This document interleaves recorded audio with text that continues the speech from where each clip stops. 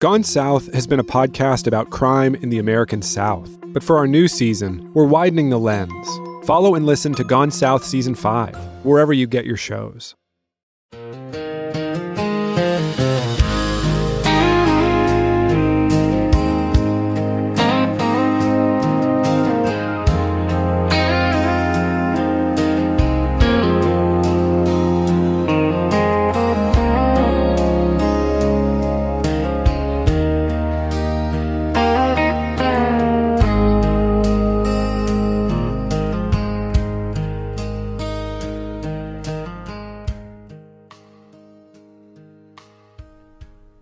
I love my little town, Waynesburg, Pennsylvania.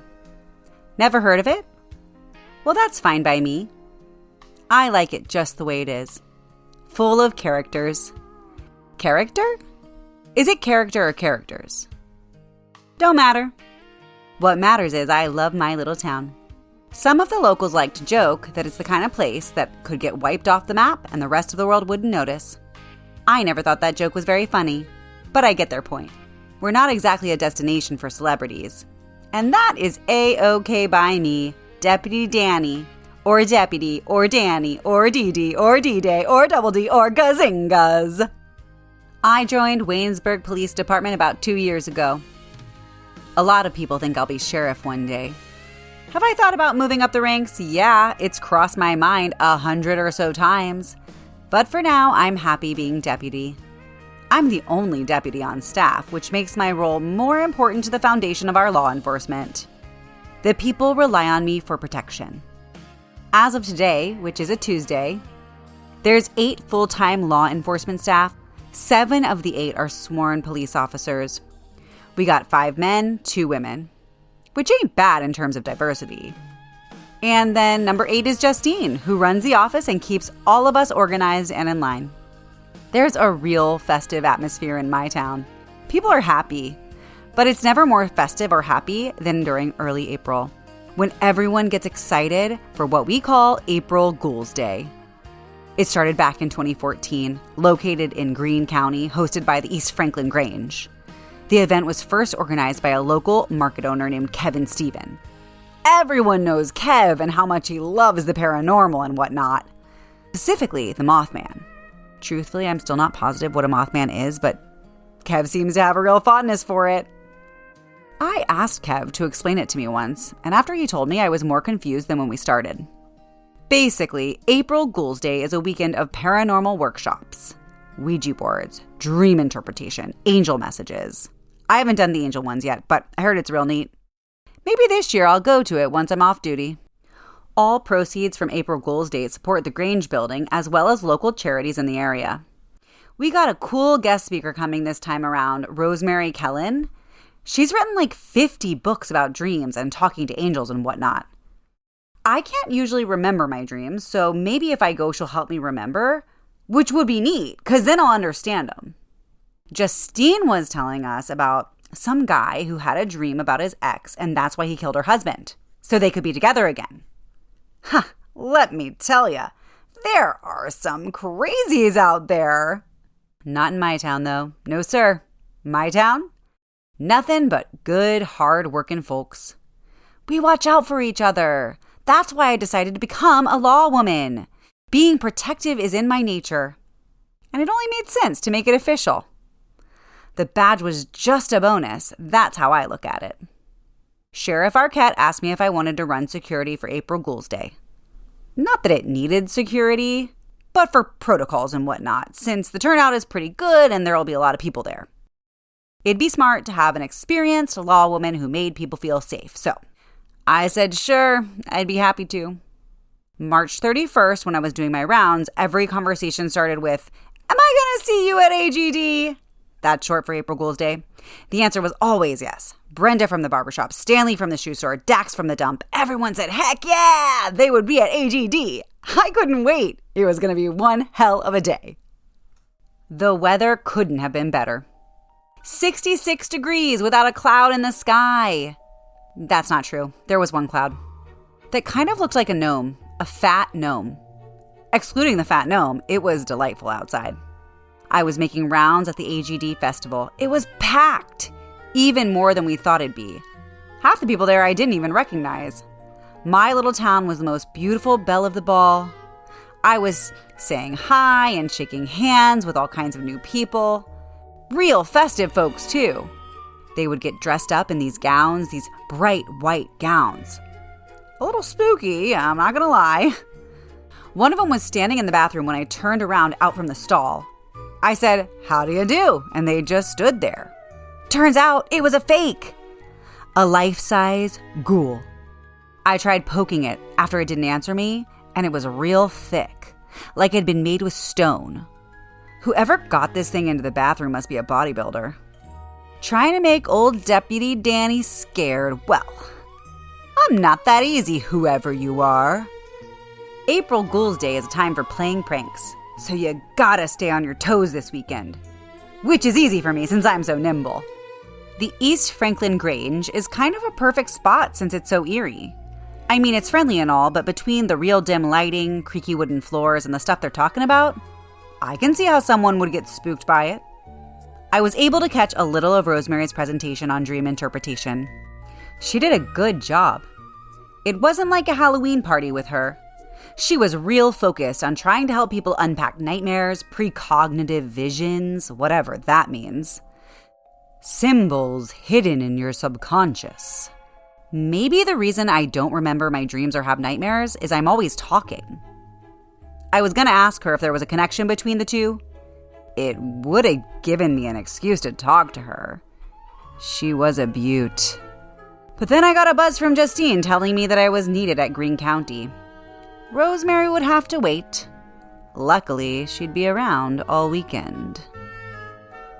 Greene County has a real fun history to it. Maybe fun ain't the right word. It's complicated. Today, it's the Greene County Historical Society Museum. Originally, it was the Greene County Poor Farm, opened in 1862. Originally built as a farmhouse in 1857, but was converted into the county poorhouse to house the indigent, elderly, mentally ill, orphans, and disabled. Can I say that word? Is that mean? You know what I'm trying to say? Anywho, overcrowding and cruelty plagued its early years. Residents were chained in basement cells, forced to have cold water baths. There was this steward named William B. Cage who used to beat the folks living there. Food conditions were terrible. Undercooked meals with flies. I know, it's bad. It was transformed a bit over time. They got new wings in 1886. Conditions were improved by the 20th century. And finally, it closed down in 1969. Repurposed as a museum in 1971. Most of the folks who I'd give a tour for were sickos. They love hearing the bad parts because they think it's tied to paranormal stuff. They'd always be asking me if I've ever seen any ghosts. Management would say I should tell them I had because they'd buy more merch if I did. So I'd say, yeah, there was this one time I was working late and some hand reached out from the closet. Or this other time the keys on the piano started playing by itself. Then I told everyone that whatever you do, don't go into the basement alone. That's where I heard the voice. So of course they all wanted to go into the basement. Sickos, I'm telling you. Why can't people just enjoy a nice rom-com and call it a night? When I got there, I could see that the janitor Joe was chain-smoking and pacing around the front steps. I asked what happened, and he said he wasn't going back inside. I asked again what happened, and he just pointed inside. The front door was wide open. So I walked on in, and I saw another one of those life-size ghoul things just standing there in the middle of the room with the lights out. I said hello, which was silly because I should have known it was another fake. There was something spooky about this one, though. The way it was standing there. Its head tilted a little bit to the side. That was different. You couldn't see a face on these suckers. The hood was pulled too low and it would make a shadow over where their face would be. I took a couple steps over. and then flashed my lights towards the eyes. It must have had a black mask covering the face because I still couldn't see nothing. Don't touch it! That's what Joe yelled when I was getting close to the ghoul. Joe's a Jamaican guy who believes in all that paranormal stuff, which is pretty silly considering he works at a museum with paranormal history and whatnot. He was making a cross over his chest and telling me that this thing appeared out of nowhere. Joe says he was cleaning, about to lock up, and right after he turned the lights off, this thing was just there, out of nowhere. I told Joe to stop messing around because I know what day it is.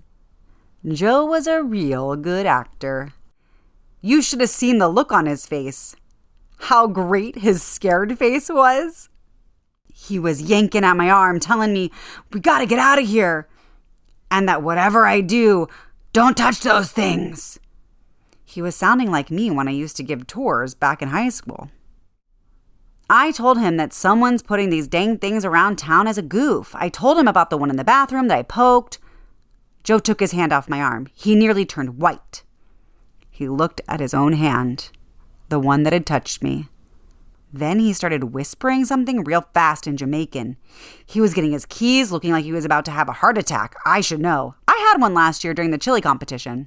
Joe was hightailing it out of there in his pickup truck, and now it was just me when I got another buzz on the walkie. Justine, telling me that I was needed over at the cemetery. I told her what happened. She said there's been a couple reports around town. These fake ghoul things being planted in random places. Apparently, Sheriff Arquette had to go check on one of them because it was at the church, and that made Father Callahan real mad. I hate to be the guy in charge of this prank because you don't want to get on Sheriff Arquette's bad side. I once saw him choke out a raccoon that was trapped inside the bowling alley.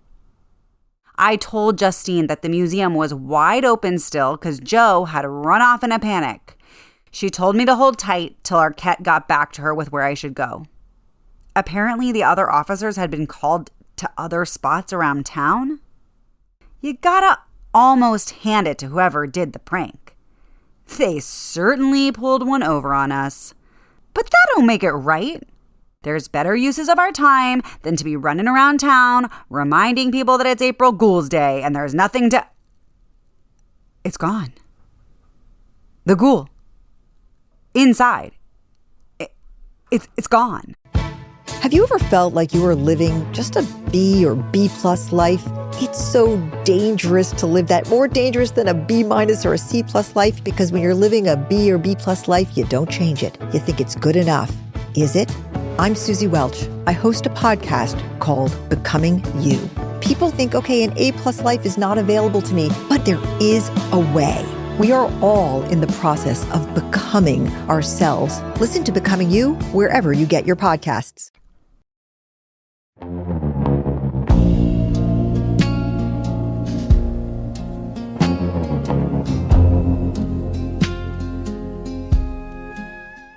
I took my flashlight out again and started shining it around. Them things were heavy. I'm guessing there were 2 teens on the premises trying to get one by me. At this point, I was a little peeved. I could have been chatting up Rosemary, asking her about a dream I had once where I was a bacon, egg, and cheese sandwich being eaten by Newman from Seinfeld. Instead, I gotta stay at this museum because Joe got scared. I started calling out, telling them it was no use hiding. If they identified themselves and stopped messing around, I'd let them off easy with a warning. But nobody came out. This place is spooky when you're alone. It has this weird funk. Always has. We've had people try and get rid of the smell, but for some reason, and this is gonna sound nuts, so stick with me, it only smells at night. I know. Paranormal and whatnot.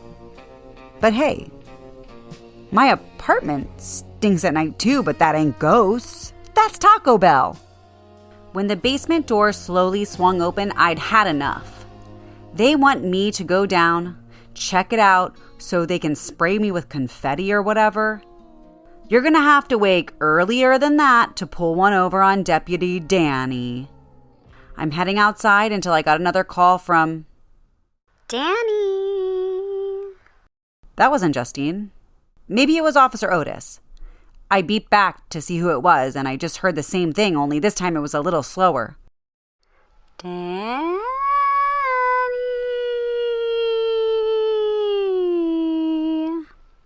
Well, maybe the police department wasn't on this prank. That would explain how they lifted it. All the police in our station are in peak shape physically, myself included. I ran a mile last week in under 12 minutes. That was the new department record.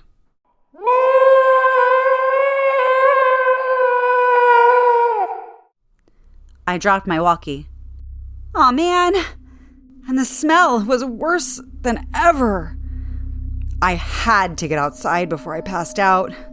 This was like Taco Bell on steroids. When I hit the front steps, I saw it right away. The ghouls. Standing out on the front lawn. There must have been at least 5 of them, standing right next to each other. By this point, I'd had it. Joke's over. Nobody is laughing, least of all me. I flashed my lights at him and said, "Stop horsing around." When I turned towards the road to see what these pranksters were hiding, one of the ghouls moved. The one at the end on the left side. Couldn't have been more than 2 steps, but that was enough to get me real annoyed. I told them that I was an officer of the law and that if they did not identify themselves, then another one moved. The one on the end of the right side. When they moved, it wasn't like they were walking. It was more of a glide. They just kind of slid across the grass. I flashed my light right into his face. Told them that this was the last warning before I'd have to cuff them up. And then they all started coming towards me. I jet to my patrol car and got inside. I tried calling Justine from my personal mobile device, but there was no answer. I could hear something against my window. When I turned, one of them things had their face pressed up against the glass. There was worms, real bloody worms, dripping out of this thing's mouth. I turned on my engine and started to back up until I saw one of them things standing right behind me. I booked it to the left and onto the grass and saw another one gliding right towards me. I was juking and jiving, trying not to hit one of these damn things until I was finally in the clear. Now I'm trying to call Sheriff Arquette from my personal mobile device, but he wasn't answering either. I remembered that he was at the church, so that's where I head to. The roads were empty. I'd be there in probably 6 or 7 minutes. Morrisville Church is where Sheriff Arquette went on Sundays, so if someone had pulled a prank there, he was gonna blow his lid. Wait till I tell him what I saw at the museum. I pulled up outside right next to his parked car. When I got out, I could hear this. I don't know how to describe it. Like if the wind could talk? I turned to see what it was. There must have been 50 of them. All standing there. In the Morrisville Church Cemetery, all at once they turned and rammed their first right into the dirt. They were clawing out of the grass, ripping it to shreds. Dirt was flying everywhere. I couldn't form no words. All I could do was stand there, shaking in my boots. These crazies were digging up graves. At least that's what I thought at first, but it was worse. So much worse. These crazies were digging up graves so they could eat the bodies. I heard Sheriff Arquette scream from the church entrance. I ran as fast as I could over towards him and got inside. He locked the door behind me. I couldn't catch my breath with a fishing net. I don't think I'd ever been that scared or tired. I had to lay down right there onto the church floor. Rest, Danny. Rest. That's what he told me. I'm glad he did, because rest was the only thing I could do at the moment. I started trying to tell him about Joe, but he just told me not to worry anymore. Sheriff Arquette was so calm. He didn't sound spooked or tired at all. I was drenched in sweat. This was the chili competition times 100. I could sense him standing right over me, so I opened my eyes. Didn't want him to think that his finest, well, only, deputy was a wuss. I took his hand and got up off the floor, and then I saw that it wasn't Sheriff Arquette no more. It was one of them. They was just standing there. You can't tell where these things are looking because you can't see their eyes. I was backing up on down the aisle away from it. By the time I got to altar, he wasn't alone anymore. The entire church was filled with people who had died. I could recognize some of them, like the man in row 3. My dad. What used to be my dad. His eye sockets were empty. He had just enough skin to not be pure bone. There were worms crawling in and out of his mouth, his eyes, his nose, his ears. My dad had died 13 years ago. Driving home one night, got hit by some drunk driver. Or so we think.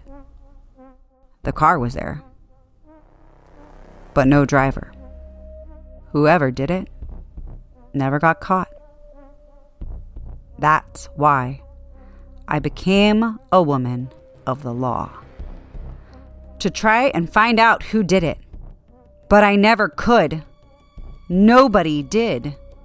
The thing that was imitating my dad reached his hand towards me. As it extended, I could see the skin dripping off. His neck was cracking as he opened his mouth to speak.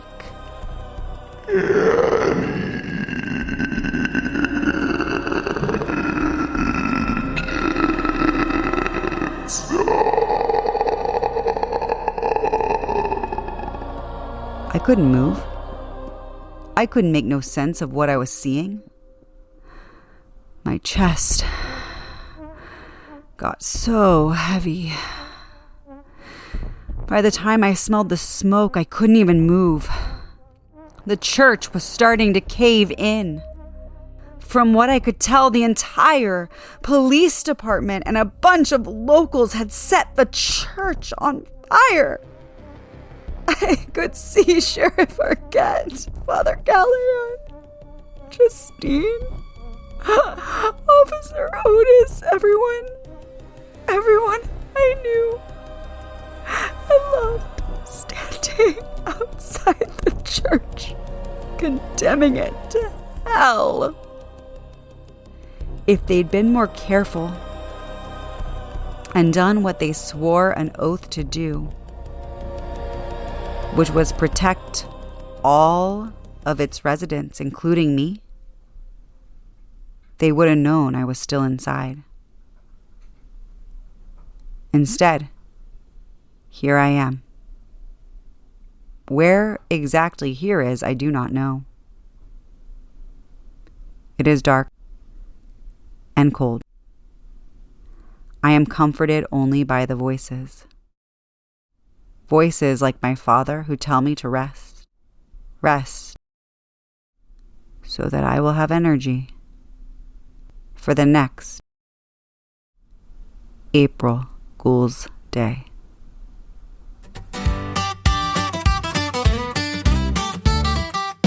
Well, it's April 1st, but don't be fooled. Around here we got a brand new rule. From the old Churchill to the Dairy Way, everybody's welcome out to play. It's April Ghoul's Day in our county. Hey. From yesterday to far away, ghosts and grannies, kids and cowboys, everyone's allowed to come and play. Yeah, April Ghoul's Day in our county. Only fools would stay away. If you passed on yesterday or you're here today, you're invited out to laugh and play. See your Uncle Joe in a Sunday hat, waving from the porch. How about that? Even great-grandpop with his bowling ball, rolling strikes right through the fire hall. It's April Ghoul's Day in our county. Hey. From yesterday to far away, everybody come and play. Yeah. Hey guys, Fly on the Wall is back for another season. That's right, on audio and video every Monday and Thursday. Follow and listen to Fly on the Wall everywhere you get your podcasts.